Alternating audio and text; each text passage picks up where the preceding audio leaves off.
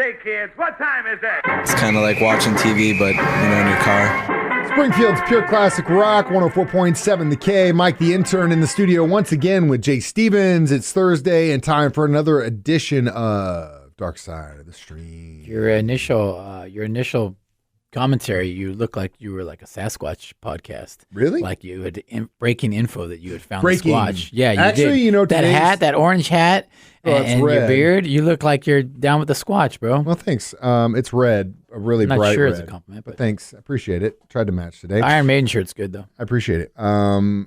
Jay just wears one color, and that's black, top to bottom. Black shirt, black pants, black shoes. I'd love to wear a rainbow every day, but he can't. You know how it is. So today, Dark Side of the Stream, we're discussing the documentary I picked called The Orange Years. Oh, is that why you're wearing orange? Oh, yeah. It's red. It looks orange in the video. Red-orange. We'll go with that. Mike and dressed accordingly. The Orange Years is a documentary on Hulu, which tells the story of Nickelodeon, which after Nickelodeon. After PBS got done raising me with Sesame Street, I moved on to Nickelodeon as a little bit older child, and it was really cool to go through reliving some of the shows that I grew up watching, like Hey Dude, and You Can't Do That on Television, and Ren and Stimpy. Yeah, I mean, come oh on, my God, man. dude. That was as an adult. Yeah, Ren and Stimpy was legit. It was an incredible story. One thing that jumped out to me early on was I had no idea so many women were actually behind the creation of Nickelodeon.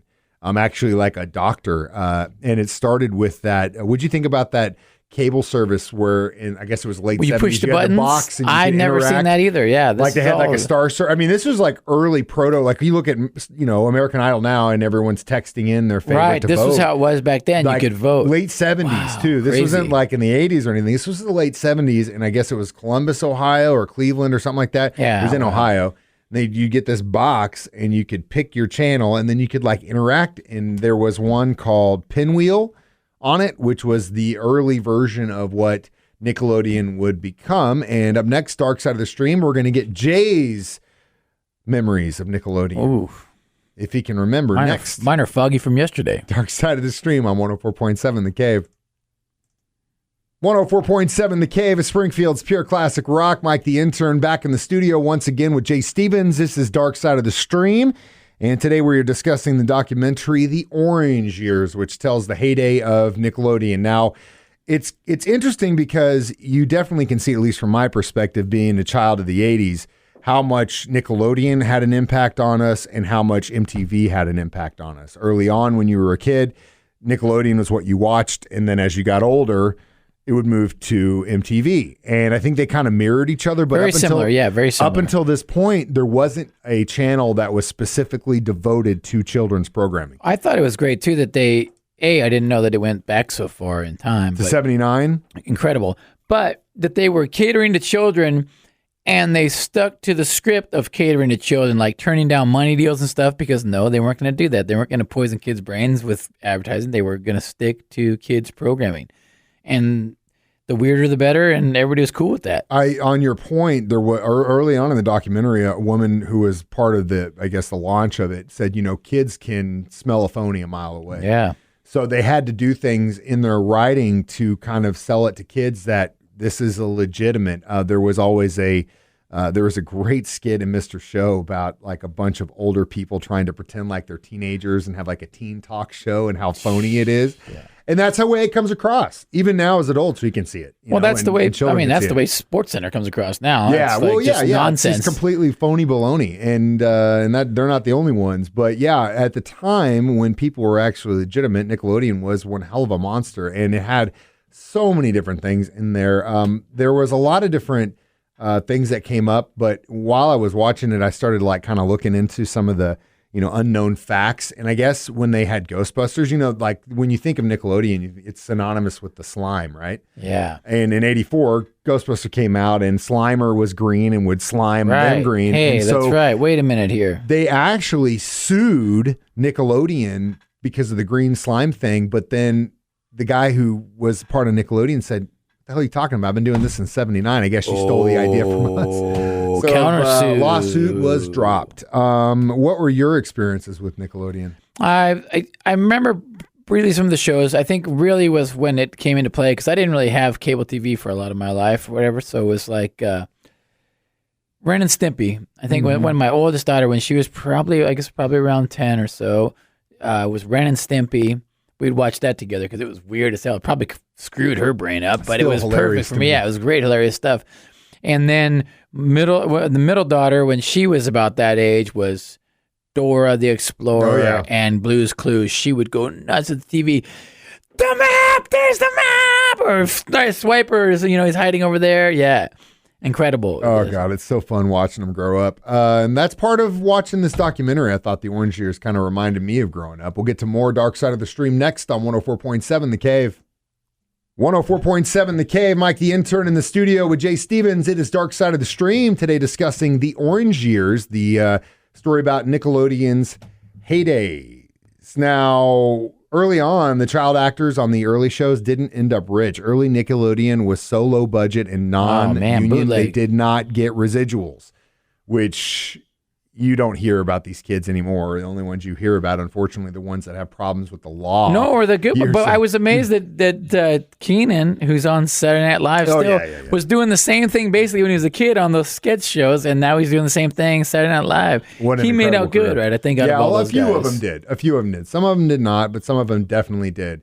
It's interesting. Another thing, I guess, when it comes to the slime, most of the kid actors early on, for you can't do that on television, were complaining so much about getting slimed that they ended up getting bonuses if they got slimed. So it's like, you got slimed, you got 25, 50 little bucks. Union, the kids formed little mercenaries. Which is true. And I guess the key ingredients of that slime was cream of wheat, of course, green food coloring, Johnson's baby shampoo, vegetable oil, and sometimes they would throw cottage cheese in there.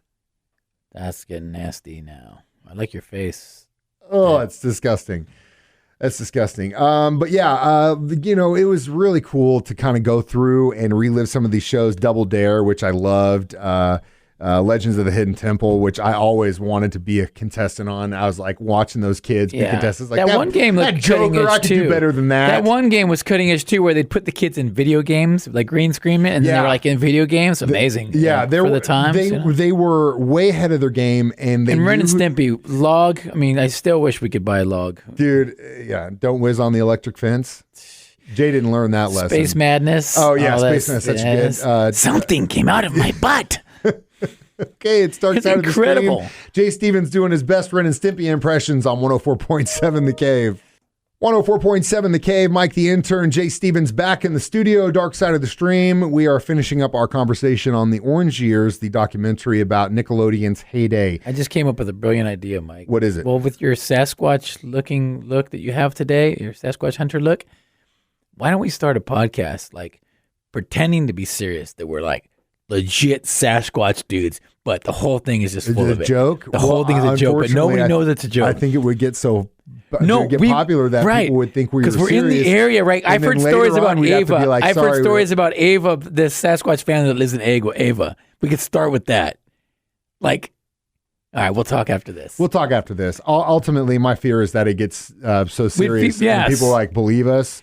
And then because they're out there what you need in a good like, document, you were just kidding. What do you need in a good Bigfoot? You need passionate dudes that are weird.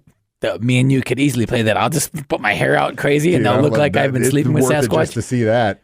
All right, we'll talk after this. Okay, we'll talk after this. So, how many buckets of slime would you give this documentary? I'd give it 4 buckets of slime. Yeah, it was good. I learned something, and it brought back some nostalgia and things that I've forgotten about, that I was like, I kind of remember that. Hey, dude, and stuff like that. I kind of remember seeing that on the TV. It was nice to remember all the hours I wasted watching Nickelodeon as a child, and to remember some of the stuff that I don't really remember that well, and to see how much work went into creating arguably one of the greatest all-children programs. And a shout-out to them for sticking true to protecting the kids and being just for kids. Yeah. It's hard to do that in the corporate world, when people start trying to throw money at you. Especially after that time when they basically were like, okay, you can advertise to kids now. It's cool, no big deal. They had a responsibility, and I think they did good. They were kind of on the fringes, some certain things. Some like stuff Ren and was cutting Stimpy, edge. It's good.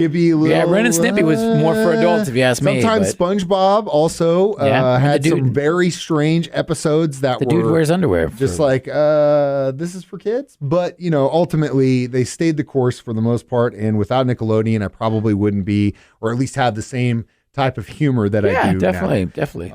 So thank you for help shaping me, Nickelodeon. I appreciate that. Good, bad, or indifferent. Jay, it's your turn for the next week's Dark Side of the Stream. What do you want to hear? You blindsided me with this. What are we going to do? Well, I was going to pick one, but you said you wanted to pick that one, so I'm going to pick a different one. Either one is fine. We know the next two are going to be. Well, I know I've got more than that. Okay, well, I know at least for me, I know what the next two are. I'll let you have the ones that are musically legit. You don't? Okay. I'll take the oddball ones. Okay. I will go with, drum roll please, Heist on Netflix. Okay, cool. I've been wanting to watch that one. Very cool. very good. They're little short ones, but man, some crazy stuff goes down. All right. Well, I look forward to watching Heist as What always. does it feel like to steal $100 million? These guys will tell you straight from their mouths. I can't wait to hear it. As always, download this podcast on our 104.7 The Cave app or wherever you get your podcasts at, and you can always watch it live on Facebook every Thursday. This is Dark Side of the Stream on 104.7 And watch out for our new Sasquatch podcast.